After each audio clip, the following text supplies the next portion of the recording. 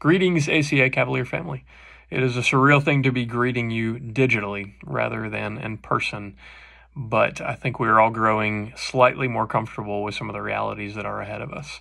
I was thinking about this in particular as relates to the challenges of adjusting to what none of us has ever experienced before when I read an article about a submarine crew on a French submarine. And this crew, by policy, is not told during their mission what's going on land. And so when they left on their mission, which normally lasts for 60 or 70 days, there really was no awareness of the significance of what would grow into a pandemic.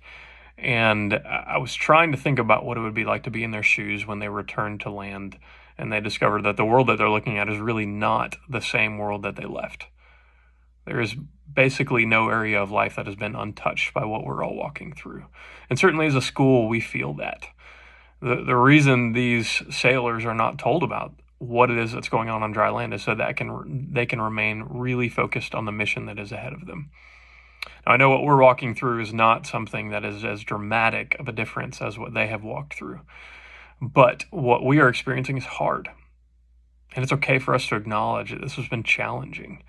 I would be remiss if I did not, amidst acknowledging that challenge, also acknowledge the deep gratitude that I feel for our faculty and for our staff.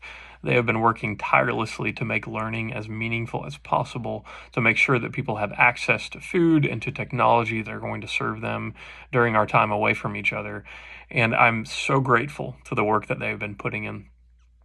Lastly, I just want to say we certainly recognize that with the news that we're going to be out for the remainder of the year, that we are going to continue to refine and make better our approaches toward distance learning. This has been something that no doubt requires patience of all of us as students, as faculty, as staff, and as parents. And so we acknowledge those challenges. And again, I'm deeply grateful for the work that faculty are putting in, especially to adapt what we're doing to approach learning in a way that's as meaningful as possible for our students. I hope that going into spring break, that we are in a position where we are able to step back, find some rest and rejuvenation.